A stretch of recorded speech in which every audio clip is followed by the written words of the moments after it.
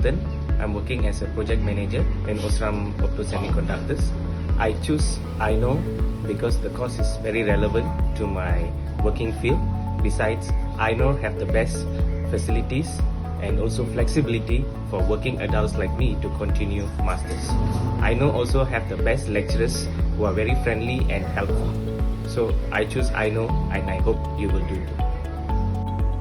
As an alumni of USM, I'm confident that INO will prove itself to offer a relevant program with a constructive curriculum. I believe that the knowledge gained will lead me to new idea creations and will be useful for quality improvements. As cliche as it sounds, learning is a lifelong journey. The education gained today will bear its fruits tomorrow. So let's enjoy this worthwhile and rewarding journey throughout this course. Hi, I'm Raj Kumar, student from Institute of Nano Optoelectronics, USM.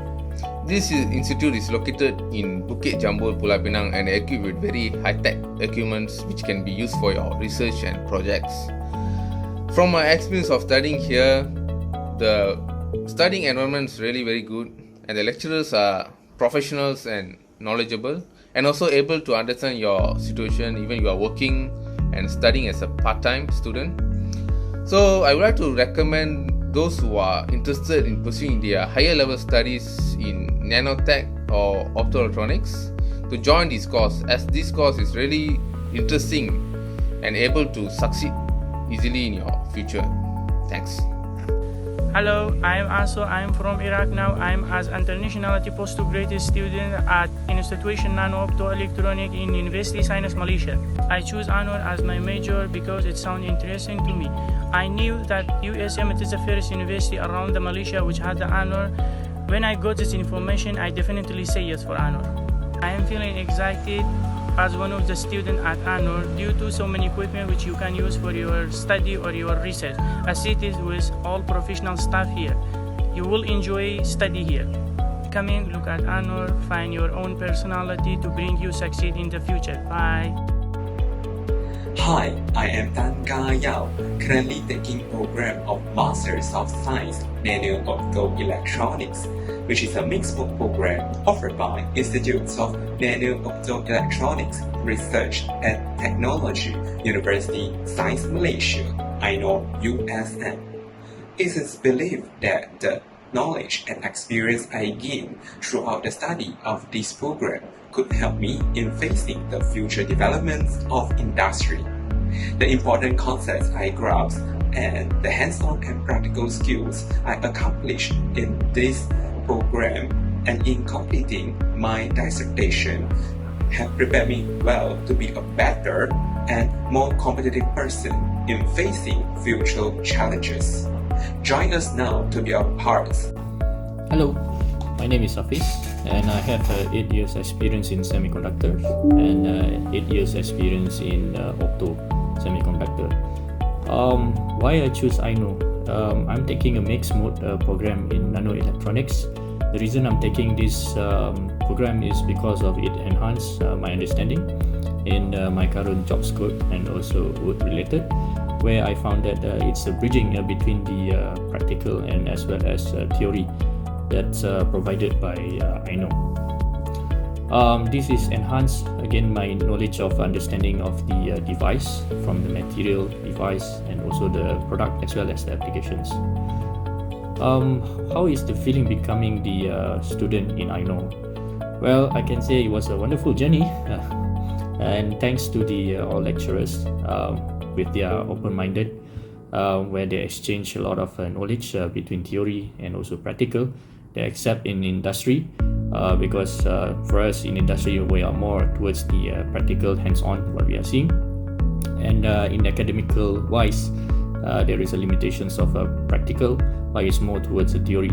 So with this both so-called side of know-how and with the open-minded of the lecturers, it's really helpful a lot, yeah, to bridge between the practical real world in industry as well as theory behind which we never understand until we are taking this course in terms of academical.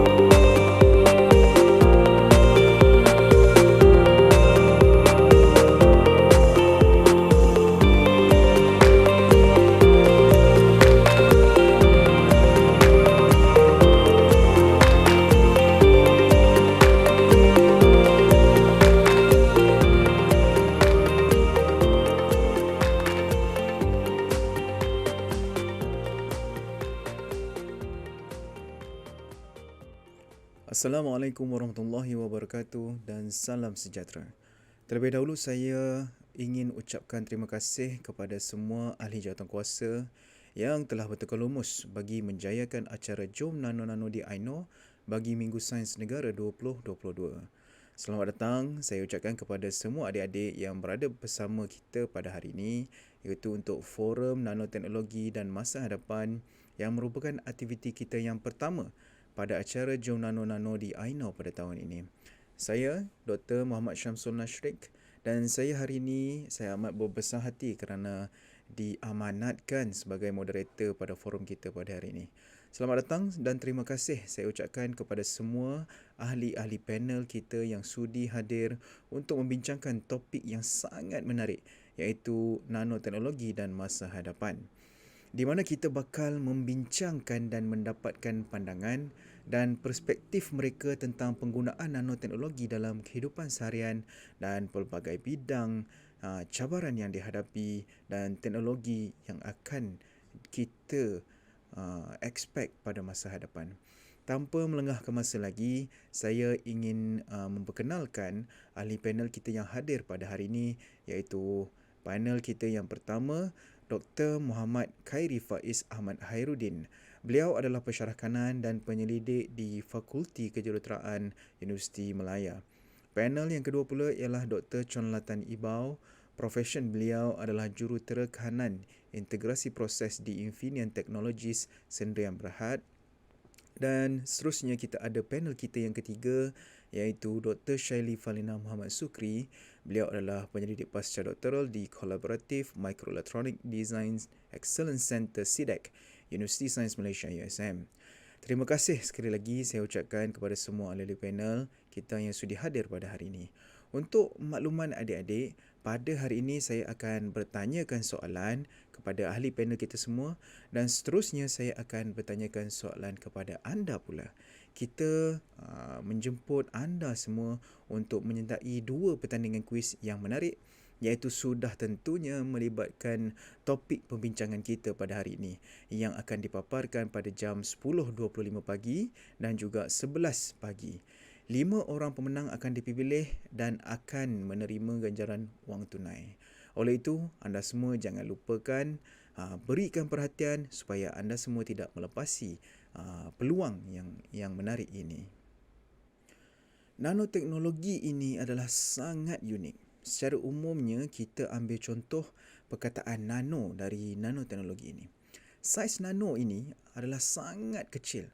1 nano adalah 1/bilion meter. Sebagai contoh, kita ambil kayu hoki contohnya. Panjangnya dalam 1 meter. Kita bahagikan dengan 100, kita akan dapat 1 sentimeter. Lebih kurang saiz ibu jari saya. Kemudian kita bahagikan lagi saiz yang tu dengan 10. Kita akan sampai kepada saiz 1 milimeter, iaitu saiz lubang jarum untuk kita masuk ke benang. Kemudian adik-adik semua ambil saiz itu lagi dan bahagikan kepada 10. Kita akan dapat sampai kepada saiz rambut manusia, iaitu bersaiz 100 mikrometer lebih kurang. Ini adalah saiz minimum mata kita mampu melihat. Kemudian kita bahagikan lagi saiz tersebut dengan 10. Kita akan sampai kepada saiz sel darah. Kita dah tak nampak dah. Di mana saiznya adalah lebih kurang 10 mikrometer. Kemudian kita bahagikan lagi saiz tersebut dengan 10.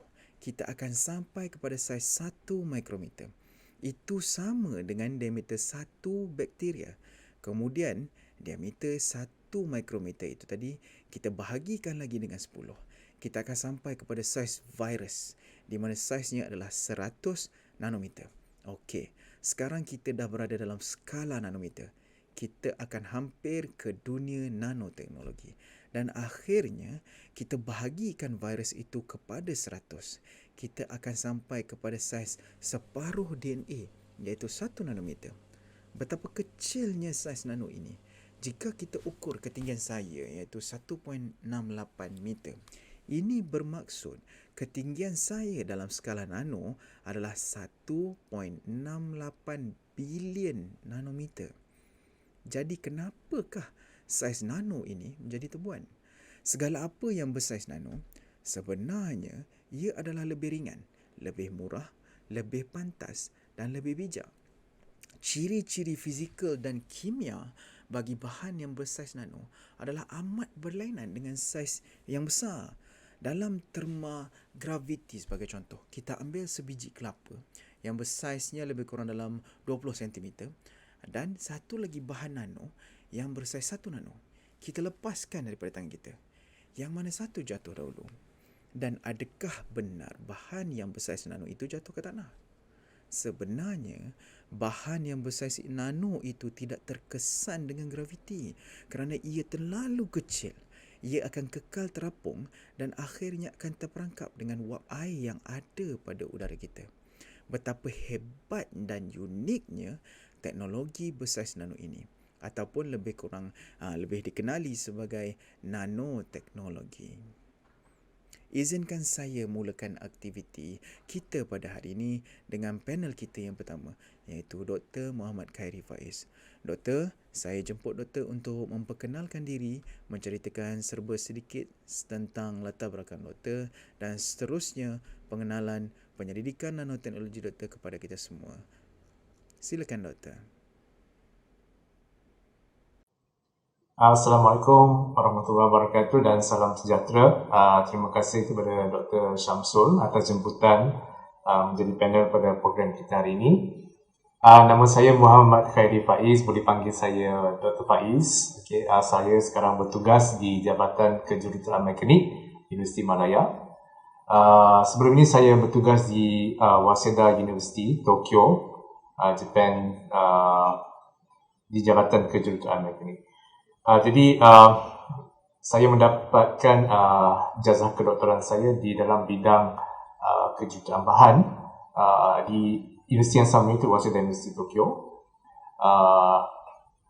dan saya pengkhususan bidang kajian saya adalah dalam bidang pembuatan termaju, dan saya juga memfokuskan bidang kajian saya kepada dalam bidang nanoteknologi. Jadi aplikasi nanoteknologi dalam bidang saya adalah kepada bahan teknologi penyambungan sebagai ganti bahan penyambungan yang sedia ada seperti bateri ataupun solder dalam bahasa Inggerisnya. Jadi adik-adik mungkin dah pernah dengar mengenai solder, di mana solder ataupun bateri ini digunakan sebagai bahan penyambungan dalam peranti-peranti elektronik. Jadi pada masa sekarang bahan-bahan elektronik kita sangat melalui satu perubahan yang sangat signifikan, sangat besar, dan teknologi penyambungan sedia ada seperti solder ataupun bateri ini sudah lagi tidak dapat menampung keupayaan teknologi elektronik yang ada sekarang. Jadi penggunaan nanoteknologi, bahan nano dalam sebagai bahan ganti solder ini sebenarnya dapat dijangkakan dapat menjadikan breakthrough, menembusi teknologi-teknologi yang ada pada zaman sekarang. Jadi itu saja serba sedikit mengenai nanoteknologi dalam bidang saya. Mungkin kita akan bercakap lebih lanjut dengan mengenai bidang nanoteknologi dalam teknologi penyambungan ini sebentar nanti. Terima kasih. Kembali kepada Dr. Syamsul. Terima kasih Dr. Muhammad Khairi Faiz atas pengenalan doktor. Seterusnya saya menjemput Dr. Chon Latan untuk memberikan pengenalan yang sama. Terima kasih Dr. Samsul. Salam sejahtera adik-adik semua. Nama saya Dr. Cholatan Ibau.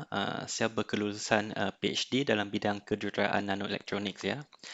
Sekarang saya bertugas sebagai senior engineer khusus dalam skop kerja proses integrasi di sebuah syarikat Jerman yang dipanggil Infineon Technologies. Skop kerja teknologi nano di sini adalah pelbagai. Dia mengikut cabang bisnes seperti cabang peranti kuasa dan juga sensor yang berasaskan semikonduktor.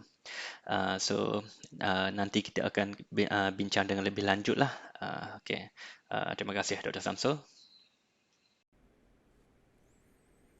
Terima kasih Dr. Chon Latan atas pengenalan tersebut. Seterusnya saya silakan Dr. Shaili Falina. Terima kasih Dr. Samsul kerana sudi menjemput saya sebagai salah seorang panel untuk forum kita pada hari ini.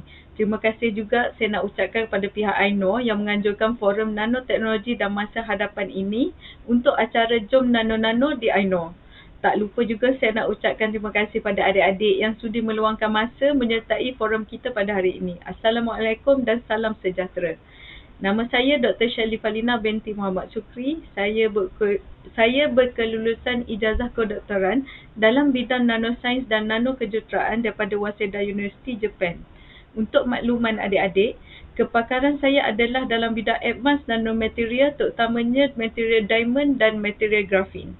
Sekarang ni saya bertugas sebagai penyelidik di Collaborative Microelectronic Design Excellence Center iaitu CDEC di USM. Bidang tugas saya adalah untuk mereka bentuk nanosensor ataupun dalam bahasa Melayunya kita panggil nano penderia untuk diagnosis penyakit berjangkit dan zarah kimia. Setakat itu dululah pengenalan saya untuk masa ni. Saya kembali kepada Dr. Samsul. Terima kasih Dr. Shirley.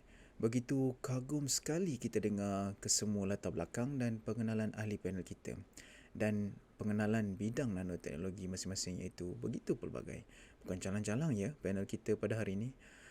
Setelah kita dengarkan huraian dari ahli panel kita sebentar tadi, kita dapat merasakan serba sedikit betapa pentingnya nanoteknologi ini dan betapa perlunya nanoteknologi ini di dalam kehidupan kita. Dr. Fakari Faiz, boleh Dr. Tambah apakah maksud saya? Okey, baiklah. Apa keperluan nanoteknologi dalam teknologi penyambungan ini adalah saya bagi contoh yang sangat ringkas ya. Jadi adik-adik mungkin tahu ya electric vehicle, okey, kereta-kereta elektrik yang ada yang dapat kita lihat sekarang. Okey, kereta-kereta elektrik ini sebenarnya digerakkan oleh peranti elektronik, peranti elektronik yang dikenali sebagai power module electronics. Ya, kita tiada enjin tiada enjin pembakaran dalam kereta-kereta kereta-kereta elektrik. Jadi pengendalian elektrik dalam kereta elektrik ini dikendalikan oleh power module electronics. Dalam power module electronics ini ada peranti-peranti elektronik seperti chips dan juga kondenser dan sebagainya lagi, dan komponen-komponen elektronik ini disambungkan kepada litar-litar ataupun circuit board menggunakan bateri solder yang di mana bateri ini adalah logam yang berasaskan timah, okey, tin, logam berasaskan timah. Tapi peranti-peranti elektronik ini sebenarnya melalui satu perkembangan yang sangat ketara, iaitu daripada bahan berasaskan silikon sekarang bertukar kepada bahan berasaskan silikon karbid ataupun gallium nitride. Yang mana apabila bahan-bahan ini bertukar kepada silikon karbid ataupun gallium nitride menyebabkan lebih banyak suhu, menyebabkan lebih banyak haba yang terhasil apabila peranti-peranti elektronik ini digunakan. Okey, jadi apabila terlalu tinggi haba yang dihasilkan oleh bahan-bahan peranti-peranti elektronik ini,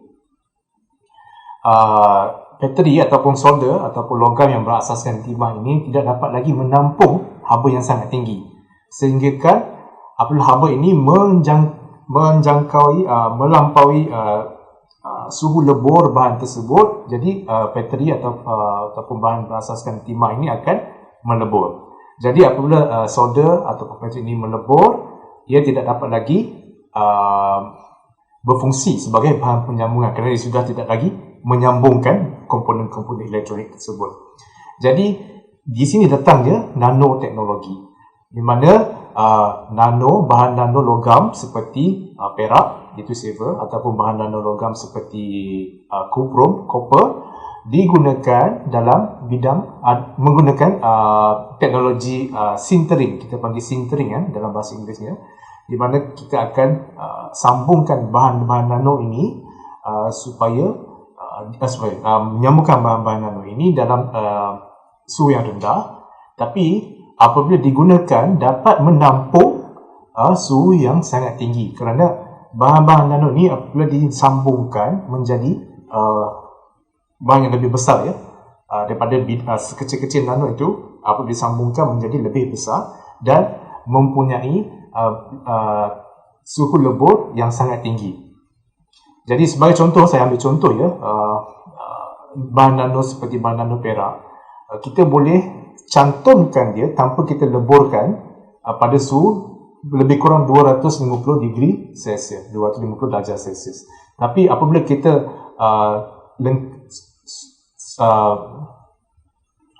proses sintering itu telah tamat, kita gunakan bahan peranti elektronik itu dan menghasilkan haba, dia dapat menampung haba sehingga 961 darjah Celsius. Ini adalah salah satu kelebihan penggunaan teknologi dalam bidang penyamburan. Okey. Jadi bukan itu saja sebenarnya, bukan saja dapat menampung suhu yang tinggi, penggunaan aplikasi nanoteknologi ini bukan saja dapat menampung suhu yang tinggi, bahkan dapat mengalirkan haba dengan lebih cepat. Okey. Sebagai contoh ya, saya bagi contoh sebagai tadi, bahan nano perak, silver, dia mempunyai satu karakteristik iaitu thermal conductivity ya, keupayaan mengalirkan haba yang sangat tinggi. Jadi apabila haba yang datang daripada peranti elektronik tersebut melalui bahan nano silver ini, bahan nano perak ini, ia akan dialirkan kepada heat sink dengan kadar yang sangat segera. Jadi ini adalah satu karakteristik yang sangat menarik yang tidak dapat ditemui pada bahan logam yang biasa yang bukan bersaiz nano. Mungkin saya akan bercerita lebih lanjut nanti kepada soalan-soalan yang kemudian. Balik kepada Dr. Syamsul. Ya, Doktor.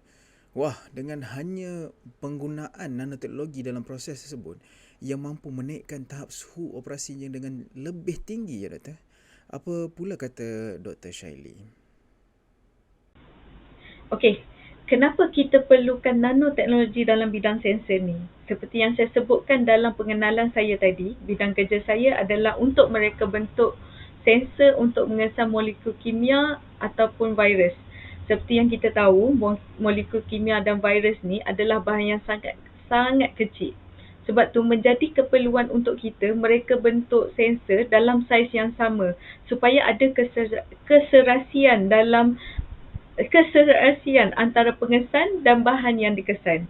Selain tu, kita juga boleh memanipulasikan bahan nano ni untuk membuat sensor yang memberi prestasi yang sangat optimum. Sebab bahan nano ni kebanyakannya mempunyai permukaan yang sangat luas. Oleh itu, pengesanan molekul ataupun zarah kimia ni juga sangat efisien walaupun dalam konsentrasi yang sangat sedikit. Sedikit tu berapa? Biasanya jumlah molekul bio ataupun molekul kimia yang kita nak kesan adalah lebih kurang 1 part per million. 1 bahagian daripada sejuta. Sangat kecil kan 1 bahagian per sejuta tu? Cuba adik-adik bayangkan. Saya kembalikan semula kepada Dr. Samsul. 1 bahagian dari sejuta ya, Doktor. Sangat kecil. Apa pula pendapat Dr. Jonathan? Terima kasih Dr. Samsul. Jadi untuk bincangkan pasal kepentingan teknologi nano ya, memang kita tak dapat sangkalah dunia masa kini sangat bergantung ya kepada teknologi ini. Sedar atau tidak, adik-adik semua sangat bergantung kepada teknologi nano. Contoh yang paling dekat ialah penggunaan peranti smartphone ya yang adik guna setiap hari. Majoriti komponen elektronik ya dalam smartphone memang menggunakan teknologi nano lah. Contoh modul kamera yang adik guna untuk tangkap gambar, prosesor dia yang berfungsi sebagai otak smartphone. Selain itu modem ya untuk yang membolehkan adik untuk masuk internet, dan juga bateri juga menggunakan teknologi nano ya. Dia fungsi dia untuk menambah kapasiti bateri lah, yang di mana membenarkan smartphone untuk tahan lebih lama ya dalam satu cas. Selain itu sebenarnya terdapat banyak lagi lah fungsi-fungsi teknologi nano ini untuk dibincangkan. Jadi sekian sajalah perkongsian saya. Terima kasih. Terima kasih kepada semua ahli panel kita atas huraian tersebut. Sekarang kita akan paparkan kuis kita yang pertama. All the best adik-adik semua.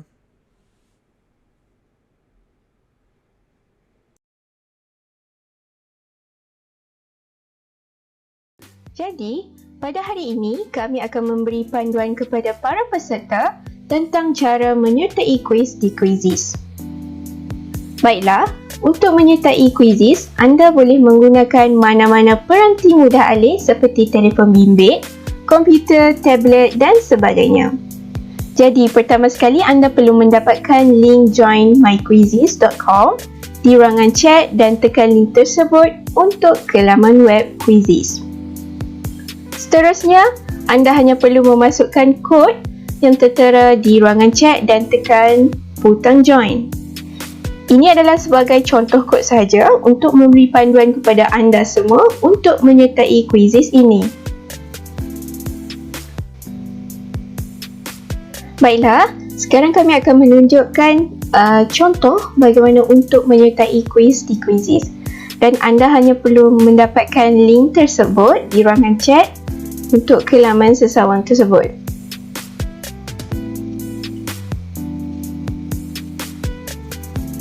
Dan sekarang anda hanya perlu meletakkan kod yang tersedia di ruangan chat dan tekan butang join.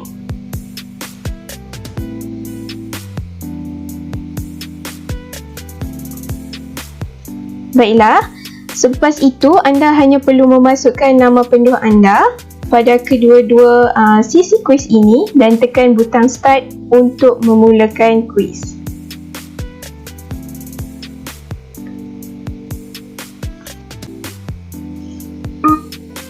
Jadi, sekarang anda akan dapat lihat countdown dan soalan-soalan kuis yang tertera di skrin anda. Di sini terdapat pelbagai pilihan jawapan dan anda akan dapat lihat bar di bahagian atas yang sedang bergerak menunjukkan masa yang tinggal untuk menjawab soalan tersebut. Jadi, lebih pantas anda menjawab soalan tersebut, maka akan lebih banyak markah yang anda akan dapat jika anda betul. Terdapat juga beberapa soalan yang mempunyai dua jawapan dan anda hanya perlu memilih jawapan-jawapan yang betul.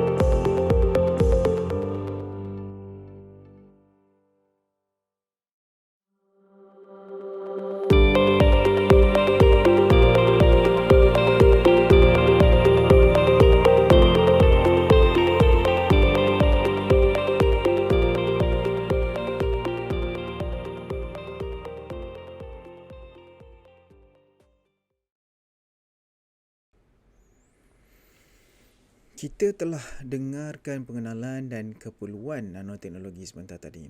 Tetapi apakah sebenarnya kegunaan ataupun aplikasi nanoteknologi ini? Sebenarnya tanpa kita sedari, kehidupan seharian kita sekarang penuh dengan penggunaan nanoteknologi.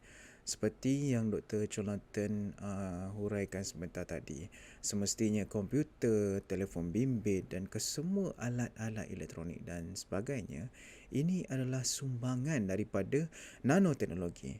Dalam 1 liter elektronik, dalam sesuatu alat-alat elektronik, terdapat pelbagai peranti-peranti bersaiz nano di dalamnya. Sebagai contoh, Apple MacBook, prosesornya iaitu yang otaknya sahaja iaitu sebagai contoh M1. Ia mengandungi 16 bilion transistor dengan hanya bersaiz 13.2 kali 8.1 cm. Malah produk kecantikan kita sebagai contoh kosmetik kita sekarang, penggabungan nanoteknologi dalam formulasi kosmetik. Mereka menggunakan bahan bersaiz nano untuk memberikan pelindungan UV yang lebih baik, penebusan kulit yang lebih dalam, kesan yang tahan lebih lama, peningkatan warna sebagai contoh, kualiti keemasan dan macam-macam lagi. Dr. Jonathan, di dalam bidang doktor, apakah sebenarnya ataupun kegunaan aplikasinya? Boleh doktor cuba huraikan? Terima kasih lagi Dr. Samsul. Jadi cabang bisnes utama di Infineon ialah sektor peranti kuasa dan sensor je ataupun alat pengesan. Untuk pengetahuan adik-adik, peranti kuasa atau dalam bahasa Inggeris dipanggil power device je, ialah sejenis peranti berasaskan transistor. Memang ada banyak jenis transistor ya, di mana boleh dikonfigurasi untuk pelbagai fungsi. Tetapi secara amnya, fungsi transistor ialah digunakan untuk mengawal arus elektrik dan voltan ya. Teknologi nano digunakan semasa proses menghasilkan transistor je, untuk hasilkan transistor yang mencapai piawaian prestasi. Setiap lapisan memang perlu dikawal hinggalah ke tahap nano ya. Salah satu contoh ialah semasa hasilkan lapisan logam ya untuk membuat interconnection untuk peranti. Setiap lapisan logam ini memang perlu dikawal ketat ya untuk supaya peranti mencapai prestasi yang diperlukan. Terima kasih Dr. Samsul. Terima kasih Dr. Jonathan. Bagaimana pula dengan Dr. Kari Faiz? Baiklah, kegunaan ataupun aplikasi nanoteknologi dalam bidang dalam teknologi penyambungan ini adalah untuk menyambungkan seperti yang saya terangkan sebentar tadi, adalah untuk menyambungkan komponen-komponen elektronik kepada gitar-gitar elektronik. Itu adalah salah satu aplikasi nanoteknologi. Kemudian ada juga aplikasi lain. Sebagai contoh ya, kita panggil wearable devices. Mungkin adik-adik tahu pasal Apple Watch kan? Itu kita panggil wearable devices. Device-device, peranti-peranti elektronik yang boleh kita pakai, yang boleh kita lekatkan pada badan kita. Wearable devices. Jadi wearable devices ini, seperti yang adik tahu ya, elektrik perlu mengalir pada bahan-bahan yang boleh mengalirkan elektrik. Jadi kalau kita buka kita punya komputer ataupun kita buka kita punya pendawaian di rumah kita, kita dapat wire kan. Wire itu sebenarnya dihasilkan oleh daripada wire-wire berasaskan copper. Okey, kerana copper ini dapat mengalirkan elektrik dengan sangat baik, dengan sangat keupayaan mengalirkan sangat tinggi. Jadi dalam wearable devices, peranti elektronik yang boleh kita pakai di badan kita ini, kita tidak bolehlah menggunakan wire-wire copper yang seperti mana kita dapat lihat pada wire-wire elektrik di rumah kita. Jadi kegunaan nanoteknologi ataupun sintering of the nanoteknologi itu juga sebenarnya dapat merealisasikan penghasilan data atau penghasilan wire yang sangat nipis, di mana kita hasilkan kita campurkan bahan-bahan nano tersebut di dalam bahan-bahan kimia yang spesifik ya. Okey. Dan kita boleh hasilkan bahan kita panggil sebagai ink. Okey, ink, copper ink. Okey. Ink copro. Yang mana kita boleh just print. Okey, kita print atas mana-mana wearable device yang kita nak, dan kita boleh hasilkan data. Okey. Seperti mana juga ink pada printer kita. Sebenarnya ink dalam printer kita itu adalah campuran daripada bahan-bahan nano juga sebenarnya. Bahan-bahan nano yang dicampurkan dengan bahan-bahan kimia yang lain. Dan bahan-bahan kita akan terbuat supaya tinggal saja sebut-sebut nano yang ada. Jadi bahan-bahan nano copper tadi, cuprum tadi dicampurkan dengan bahan-bahan kimia lain, dan apabila kita gunakan teknologi sintering di mana bahan-bahan kimia yang ada pada ink pada awal asalnya akan dikeringkan dan meninggalkan nano-nano, bahan-bahan nano copper sahaja. Ini akan menghasilkan data elektrik yang mana boleh dilenturkan seperti yang kita pakai pada jam kita lah. Okay, Apple Watch atau apa-apa bahan-bahan jam pintar kita yang sedia ada di market, di pasaran sekarang. Itu adalah satu aplikasi nanoteknologi dalam bidang penyambungan ataupun dalam bidang sintering teknologi yang digunakan pada waktu zaman sekarang. Okey, terima kasih Dr. Syamsul.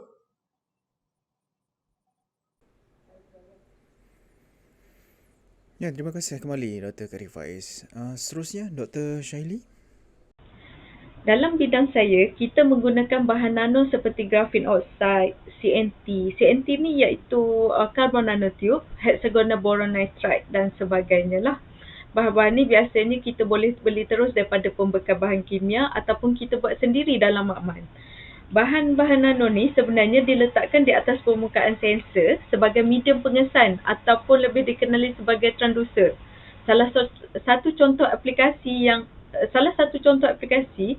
adalah untuk mengesan zarah kimia yang berbahaya seperti ion logam berat, dan juga untuk mengesan virus penyakit berjangkit seperti COVID-19. Baru-baru ni ada penyelidik daripada Korea menggunakan graphene oxide untuk membuat sensor bagi mengesan COVID-19. Sensor tersebut telah terbukti sangat efektif untuk mengesan kehadiran virus melalui ILEO sahaja. Contoh lain, sensor yang dihasilkan oleh kumpulan penyelidikan saya menggunakan karbon nanotube yang boleh digunakan untuk mengesan virus salmonella. Jadi itulah antara aplikasi-aplikasi bahan nano yang digunakan dalam sensor yang boleh saya kongsikan sedikit dengan adik-adik.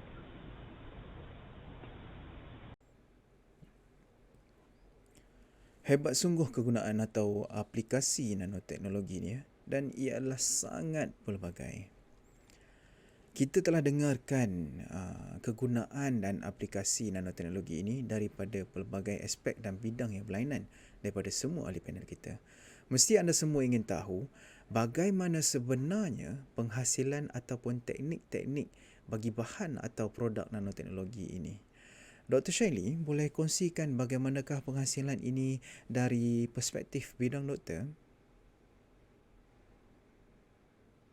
Kat sini saya ceritakan sedikit tentang proses penghasilan nanosensor di makmal saya. Pertama sekali, bahan nano dimendapkan di atas permukaan platform sensor. Bahan nano ni berfungsi untuk mengesan molekul bio ataupun molekul kimia secara terus, direct. Kadang-kadang pengesanan sesetengah zarah ataupun biomolekul kita tak boleh buat dilakukan secara terus. Oleh itu, kita perlukan satu lagi bahan yang digunakan untuk menangkap zarah yang ingin kita kesan. Proses ni kita panggil dia sebagai proses probing. Untuk melekatkan probing pada bahan nano di platform sensor, teknik yang paling senang adalah teknik penyerapan. Probing ni dititiskan di atas bahan nano di permukaan sensor dan diperam untuk beberapa ketika. Kemudian barulah pengesanan molekul bio ataupun molekul kimia boleh dilakukan. Macam itulah secara ringkasnya konsep aplikasi bahan nano di dalam pembuatan sensor.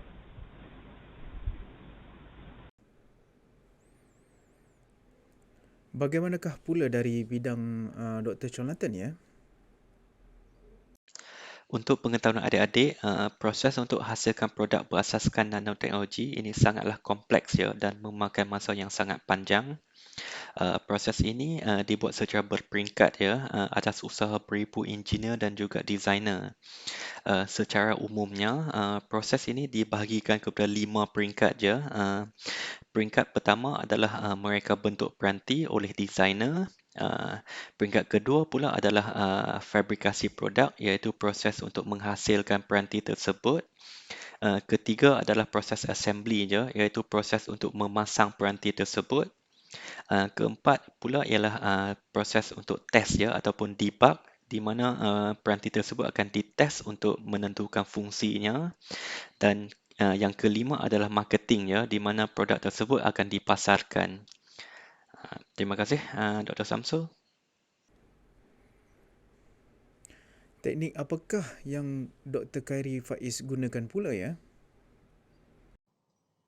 Jadi untuk menghasilkan bahan nano dalam teknologi penyambungan yang saya cerita sebentar tadi, ada bermacam-macam cara. Tapi kebanyakannya adalah menggunakan teknik-teknik kimia, iaitu daripada tindak manas kimia. Kita ada precursor bahan-bahan kimia yang diadakan untuk menghasilkan bahan yang berskala saiz nano, bersaiz nano ni. Dan teknologi kimia ini sebenarnya selamat digunakan dan sangat mudah dihasilkan dan tidak juga sebenarnya tidak rumit. Penghasilan bahan nano ini tidak rumit. Dan untuk menghasilkan bahan nano seperti bahan nano perak tadi yang saya ceritakan sebentar tadi, kita akan menggabungkan beberapa jenis bahan kimia. Salah satunya adalah untuk reduce. Kita ada satu objek yang besar, kita nak reduce kepada objek yang lebih kecil bersaiz nano. Itu adalah salah satu penghasilannya. Kemudian bahan nanoteknologi, bahan nano ini sebenarnya mempunyai sifat yang sangat radikal, yang sangat, kalau dalam bahasa Inggerisnya kita sebut the surface energy is very high. Dia punya permukaan, energi pada permukaannya sangat tinggi menyebabkan dia senang bercantum balik. Jadi untuk menghalang daripada bahan-bahan nano ini bercantum kembali, apa yang kita letak adalah kita panggil surfactant. Kita letak satu lagi bahan kimia untuk mengelakkan daripada bahan-bahan nano ini bercantum kembali antara satu sama lain. Contoh yang paling senang adalah sabun ya. Bahan kimia ni ada namanya lagi panjang, tapi saya tidak akan ceritakan pada hari ini. Tapi contoh yang bahan kimia digunakan adalah sabun. Fungsi yang lebih kurang sama itu mengelakkan daripada bahan-bahan nano ini bercantum kembali. Jadi penghasilan sangat mudah menggunakan beberapa jenis bahan kimia, dan kita panggil teknologi reduction proses untuk menghasilkan bahan-bahan nano. Dan bahan-bahan nano ini akan digunakan menggunakan proses sintering. Proses sintering, saya tak pasti dalam bahasa Melayunya apa ya, minta maaf ya Dr. Syamsul, tapi dalam bahasa Inggeris kita panggil sintering teknologi ya.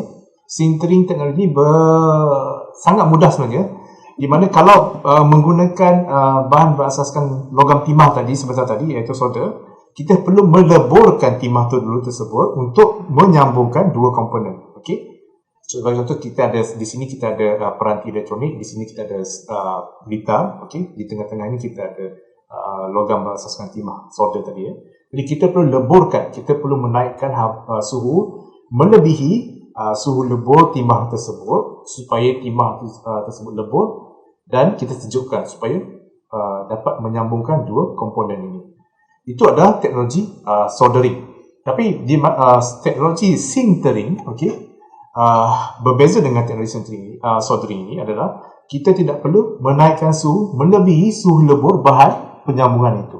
Di mana bahan perak, kalau adik-adik tengok, adik boleh Google, suhu lebur perak, logam perak ini adalah sangat tinggi, iaitu 961 darjah Celsius. Jadi tidak mungkin kita boleh menaikkan suhu melebihi suhu perak, bahan perak, nano perak tadi, kerana komponen-komponen elektrik yang lain akan lebur, akan cair. Jadi penggunaan bahan nano karakteristik bahan nano ini sangat menarik kerana kita tidak perlu menaikkan suhu kepada suhu lebur. Cukup pada 250 degree Celsius, okey. Lebih kurang ya, 250 darjah Celsius ataupun 200 darjah Celsius, kita dapat mencantumkan bahan-bahan nano ini supaya dapat mencantumkan dua komponen tersebut. Jadi, ini adalah salah satu juga penggunaan bahan nanoteknologi dalam bidang penyambungan. Okey, terima kasih.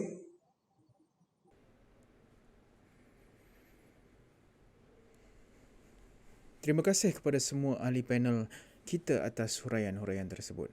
Agak rumit dan pelbagai proses juga ya untuk menghasilkan bahan ataupun produk nanoteknologi ini sebenarnya. Sekali lagi sekarang kita akan paparkan kuis kita yang kedua.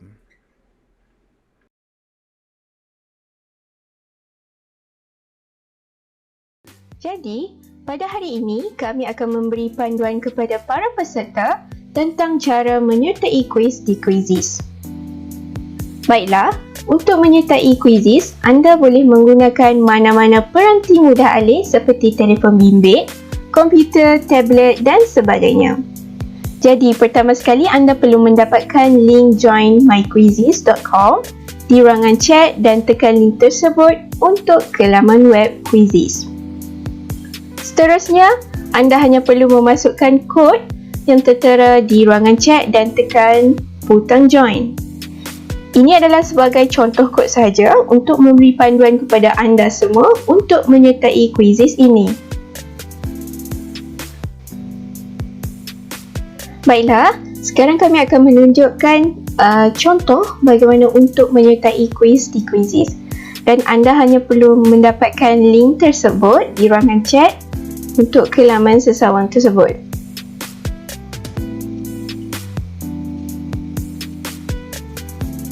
Dan sekarang anda hanya perlu meletakkan kod yang tersedia di ruangan chat dan tekan butang join.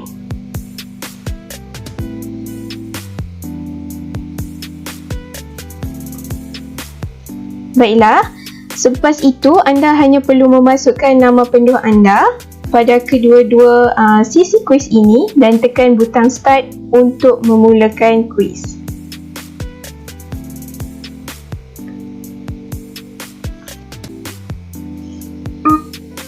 Jadi sekarang anda akan dapat lihat countdown dan soalan-soalan kuis yang tertera di skrin anda. Di sini terdapat pelbagai pilihan jawapan dan anda akan dapat lihat bar di bahagian atas yang sedang bergerak menunjukkan masa yang tinggal untuk menjawab soalan tersebut. Jadi lebih pantas anda menjawab soalan tersebut, maka akan lebih banyak markah yang anda akan dapat jika anda betul. Terdapat juga beberapa soalan yang mempunyai dua jawapan dan anda hanya perlu memilih jawapan-jawapan yang betul.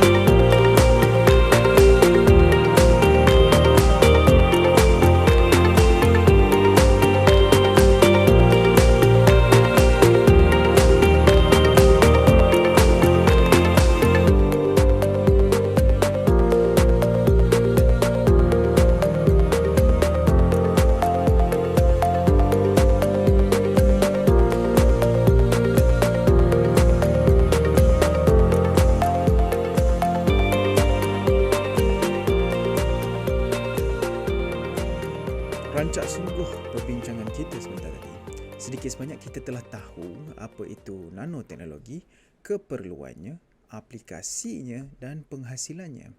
Impak dan hasil dari perkembangan dan kepelbagaian penyelidikan dan penambahbaikan nanoteknologi ini kita boleh lihat yang ia tak akan berakhir pada masa yang terdekat. Malah nanoteknologi ini akan bertambah kukuh dan hebat pada masa akan datang. Akan tetapi, banyak lagi permasalahan yang masih kita perlu selesaikan untuk bergerak dengan lebih jauh dengan nanoteknologi ini. Disebabkan itu, pakar-pakar saintis dan jurutera-jurutera memainkan peranan yang penting dalam perkembangan ini. Setujukah Dr. Shaili tentang kenyataan saya ini? Apakah impak dan permasalahan nanoteknologi ini sebagai contoh di dalam bidang doktor?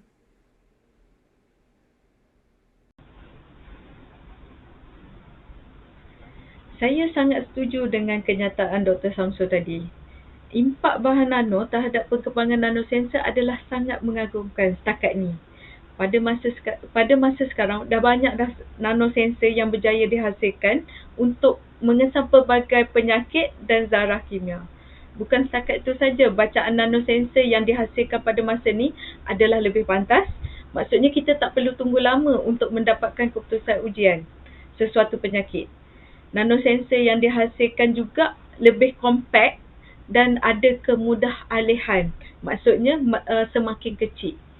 Lepas tu lagi satu, bacaan nanosensor juga adalah lebih tepat. Kemungkinan kita untuk mendapatkan false result adalah sangat rendah. Walau bagaimanapun, masih kita dalam bidang sensor, kita masih ada permasalahan dengan nanosensor ni. Salah satunya adalah untuk mencapai nanosensor yang optimum yang boleh digunakan dalam real life ataupun kehidupan yang sebenar. Kebanyakan pengujian banyak dilakukan di dalam makmal sahaja. Molekul yang hendak dikesan tu sebenarnya telah diekstrak daripada keadaan sebenar. Contohnya, pengesanan glukos dalam darah. Dalam makmal, glukos yang digunakan kebanyakannya telah diasingkan daripada darah. Sudah tentulah ujian pengesanan yang menggunakan nanosensor memberikan keputusan yang lebih tepat. Namun, prestasi nanosensor akan berlainan jika ujian pengesanan glukos ni dilakukan dalam darah yang sebenar. Sebab darah ni lebih likat dan akan mengganggu permukaan sensor. Disebabkan ini, pengesanan oleh nanosensor akan terganggu dan mungkin akan menghasilkan bacaan yang salah. Itu adalah permasalahan nanosensor. Dr. Faiz pula bagaimana ya? Okey, baiklah Dr. Syamsul. Okey, impak dan permasalahan ya. Okey, permasalahan dalam bidang nanoteknologi dalam bidang penjambungan ini adalah salah satunya adalah kos yang sangat tinggi ya, kos yang sangat tinggi. Kerana dalam teknologi penyambungan yang ada sekarang kita hanya menggunakan bahan berasaskan logam perak. Okey. Saya semua pun tahu logam perak sangat tinggi, sangat mahal harganya. Jadi kalau kita nak aplikasikan kesemuanya dalam peranti-peranti elektronik yang ada sekarang, mungkin kos akhir bahan peranti elektronik juga akan meningkat. Jadi itu adalah salah satu kekangan untuk mengaplikasikan, bahan nano berasaskan logam perak ini dalam teknologi penyambungan. Walaupun ada sebenarnya dalam kereta elektrik Tesla sebenarnya seperti anda tahu harganya sangat tinggi melambung kan. Sebenarnya dalam peranti power electronics module dalam kereta Tesla ni, dia menggunakan teknologi sintering bahan nano logam perak. Sebab tu harganya cukup tinggi. Ya. Tapi adik-adik jangan risau. Walaupun kita menggunakan bahan perak ni dia terjamin dari segi teknologinya, tapi kita masih ada lagi bidang bahan-bahan yang kita boleh consider, yang boleh kita consider untuk menggantikan bahan logam perak. Sebagai contoh, kuprum ataupun copper Harganya sangat murah jika nak dibandingkan dengan logam perak. Tapi satu lagi masalah copper adalah sangat cepat oxidize. Okay? Dalam bahasa teknologi saya oxidize. Jadi apabila senang bahan logam copper ni untuk oxidize, masalah dengan copper ini adalah apabila dia oxidize, teroksida dalam bahasa Melayu, kalau tak silap saya teroksida, dia tidak dapat bersambung antara satu sama lain. Okay? Sebagai contoh, ini adalah satu bahan nano, ini adalah bahan nano copper A, copper B. Apabila permukaannya oxidize, dia tidak dapat bercantum antara satu sama lain.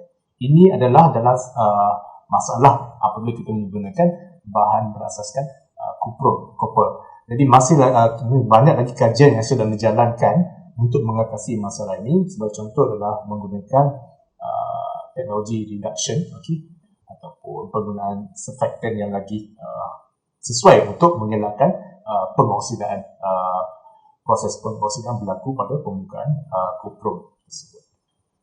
Okay. Terima kasih. Ya, betul Doktor. Teroksida dalam bahasa Melayunya. Apa kata Dr. Jonathan?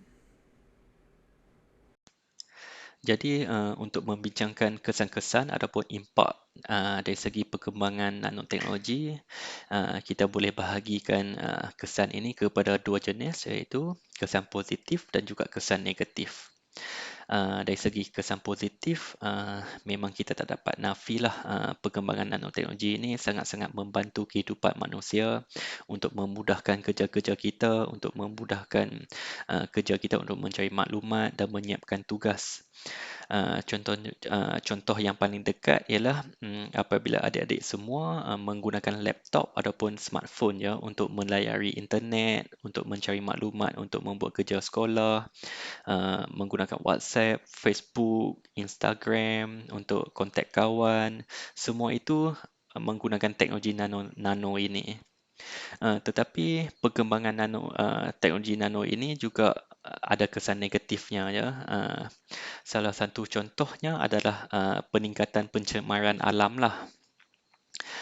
Hal ini kerana apabila teknologi ini berkembang dengan sangat pesat, dia boleh menambahkan keinginan manusia lah untuk mendapatkan teknologi yang paling latest Contohnya smartphone sekarang ni boleh ditukar kepada model yang latest dalam masa 6 bulan ataupun setahun.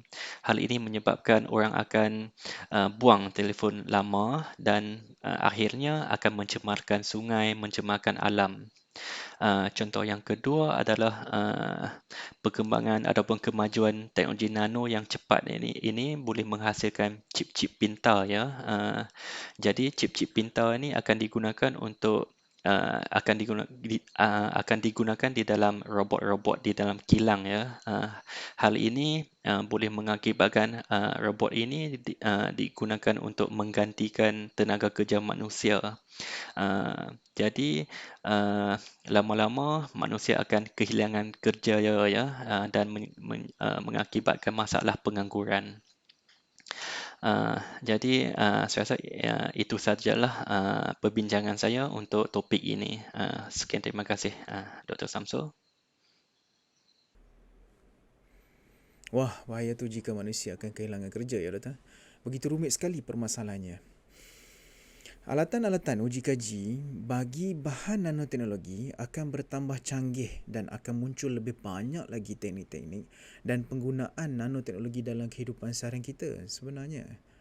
Tambahan pula, keperluan dan kemahuan kita terhadap kemajuan teknologi kita yang semakin bertambah hebat. Sebagai contoh seperti Dr. Faiz sebutkan sebentar tadi, electric vehicle, kenderaan tanpa minyak petrol, di mana kenderaan-kenderaan ini menggunakan bateri sebagai sumber kuasa. Nanoteknologi adalah jalan penyelesaian untuk menjadikan bateri-bateri ini lebih tahan lama dan mempunyai kapasiti yang lebih tinggi bagi penggunaan kenderaan yang lebih lama tanpa perlu mengecasnya dengan kerap. Dr. Keri Faiz, apakah hala tuju nanoteknologi dan apakah yang Dr. impikan pada masa hadapan dari perspektif bidang doktor? Jadi hala tuju nanoteknologi dalam bidang dalam teknologi penyambungan secara contoh ya. Sebagai contoh saya boleh berikan sebagai yang saya terangkan sebentar tadi adalah menghasilkan bahan nano yang lebih murah dan senang didapati dan juga sustainable, okey, yang tahan lama, okey. Jadi seperti yang saya terangkan, bahan nano berasaskan logam kuprum, logam copper ini sebenarnya sangat murah jika nak dibandingkan dengan bahan logam perak. Tapi masalah-masalah yang ada pada nano copper ini masih lagi dalam peringkat uji kaji ya, belum lagi diaplikasikan sebenarnya. Jadi mungkin pada masa depan kita boleh lihat penggunaan yang lebih meluas dalam penggunaan bahan nano berasaskan copper dengan lebih luas dalam teknologi penyambungan, di mana dia akan memberi impak kepada produk terakhir itu kereta elektrik itu sendiri. Okay? Kereta-kereta mungkin lagi cepat, mungkin lagi lebih dapat dihasilkan dengan harga yang lebih murah kerana bahan peranti elektrik itu sendiri dapat dihasilkan dengan lebih murah berbanding teknologi yang sedia ada. Saya rasa itu saja yang dapat saya fikirkan sekarang. Balik kepada Dr. Syamsul. Okay. Murah, sungguh menarik tu doktor. Bagaimana pula dengan Dr. Jonathan? Terima kasih Dr. Samsul. Jadi untuk membincangkan masa hadapan ya, hala tuju teknologi nano ini sangat-sangatlah interesting ya untuk masa hadapan. Contohnya di Infineon, engineer-engineer dan juga designer memang bertungkus lumuslah bekerja untuk menambah baikkan teknologi nano ini untuk masa hadapan. Contoh yang boleh saya bagi adalah jikalau adik-adik semua pernah mendengar jenama kereta elektrik ya, yang bernama Tesla, komponen utama yang untuk mengawal arus elektrik voltan tinggi ya adalah dihasilkan di Infineon. Oleh itu memang Infineon adalah syarikat yang memang memainkan peranan yang teruslah untuk menghasilkan dan menambah baikkan lagi kehidupan kita untuk masa hadapan. Mungkin pada masa hadapan mana tahu kan semua kapal terbang, kereta api semua akan menggunakan tenaga kuasa elektrik yang dan juga boleh membolehkan kita untuk tidak bergantung kepada tenaga kuasa petroleum. Okey. Jadi itu sajalah perbincangan saya untuk topik ini ya. Sekian, terima kasih.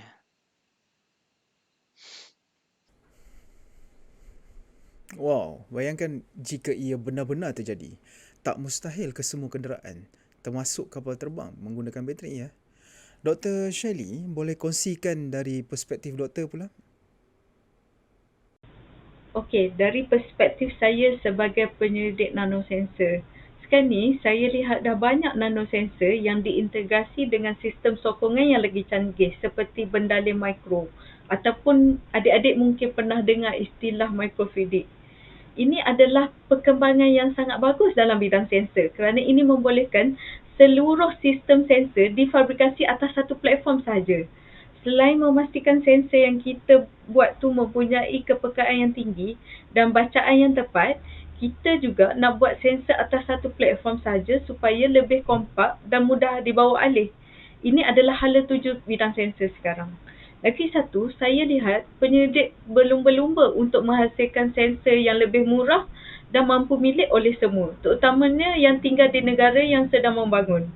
Jika kita berjaya merealisasikan sensor yang murah, senang, mudah alih dan ada kepekaan yang tinggi, banyak penyakit-penyakit yang berbahaya dan berjangkit dapat dikesan dengan lebih awal. Ini bermaksud kita boleh menyelamatkan beribu-ribu nyawa orang di seluruh dunia. Pada pada masa hadapan saya pasti lebih banyak lagi bahan nano yang baru dapat dihasilkan dan akan lebih banyak sensor konfigurasi yang akan dicipta. Ada sesetengah penyidik telah mula mencuba menerokai bahan nano baru seperti MZIN, Transitional Metal Dicalcogenide iaitu TMDC dan sebagainya. Ada juga penyidik yang mula mereka bentuk sensor untuk pengesanan lebih daripada satu molekul ataupun kimia molekul. Sensor macam ni kita kenali sebagai multi-electrode sensor ataupun sensor array. Dahsyat tu doktor jika kita mampu pengesanan lebih daripada satu molekul ya doktor. Baiklah adik-adik, kita telah pun sampai ke penghujung perbincangan kita pada hari ini. Bagi pendapat saya, cabaran yang paling kita masih belum mampu mengatasi adalah kita berperang dengan masa pada masa ini. Oleh itu saya ingin bertanyakan kepada setiap panel kita dalam masa tempoh 30 saat mungkin ataupun 1 minit sahaja. Apakah kata-kata akhir mereka? Dipersilakan Dr. Jonathan. Okey, jadi sebagai kata-kata akhir daripada saya ya kepada adik-adik sekalian, kepada adik-adik yang memang meminati dalam bidang sains dan teknologi lah, saya nasihatkan supaya memang belajar baik-baik dan libatkan diri secara langsung dalam bidang sains dan teknologi dan ceburilah dalam bidang nanoteknologi ya, seperti ini kerana seperti yang saya maklumkan tadi, masa depan memang akan melibatkan sektor nanoteknologi lah untuk memajukan negara kita. Jadi dari segi peluang pekerjaan semua tu memang bidang nanoteknologi memang sangat-sangat membantulah jika adik memang minat dalam bidang ini ya. Okey, sebagai akhir kata saya nak mengucapkan selamat maju jaya kepada semua adik-adik dan all the best. Terima kasih Dr. Jonathan.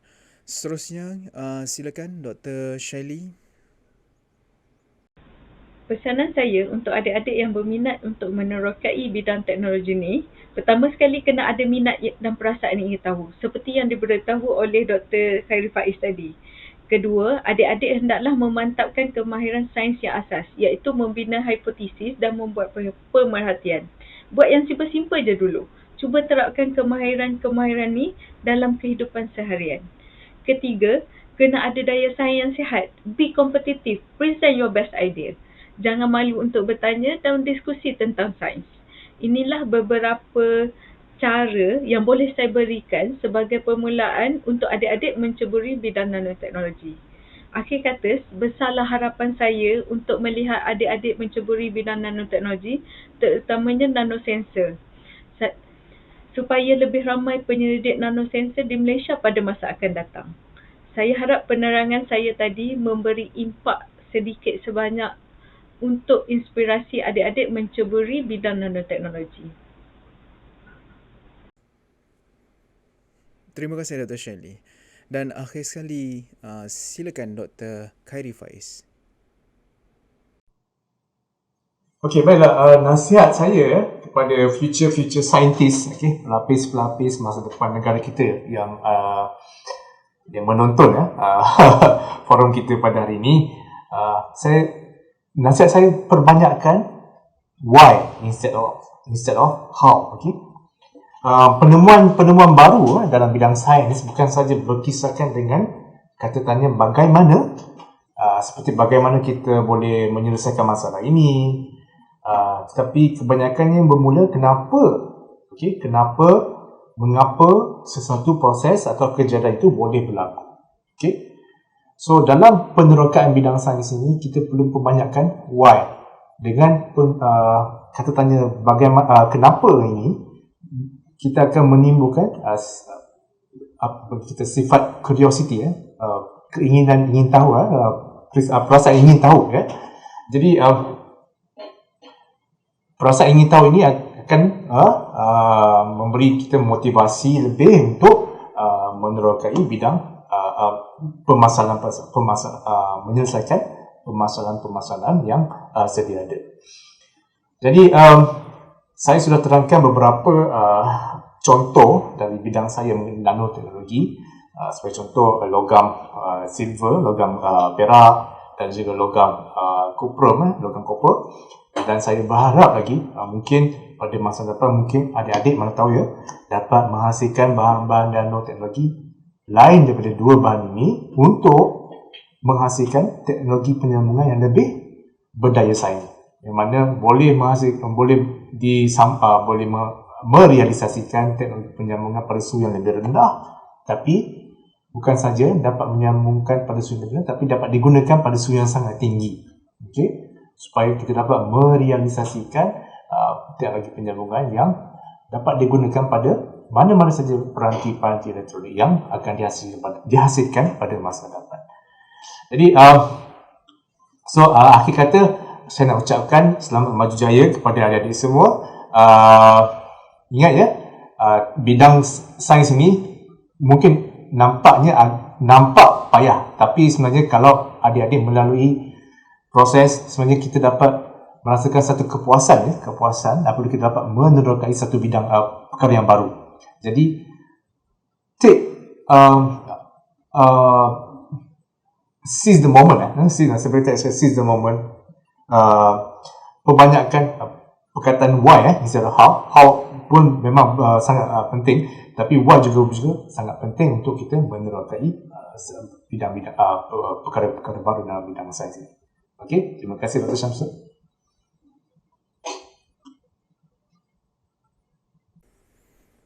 Terima kasih Dr. Kadi Faiz. Akhir kata dari saya adalah dream the big dreams to solve the difficult and impossible dreams, atau bermaksud impikan impian-impian yang besar untuk menyelesaikan masalah yang sukar dan mustahil. Kami sebagai saintis, penyelidik dan jurutera dalam bidang nanoteknologi berharap agar anda adalah bakal mengganti kami pada masa akan datang dan membawa kuasa nanoteknologi ini dengan lebih hebat dan lebih baik. Assalamualaikum warahmatullahi wabarakatuh dan salam sejahtera.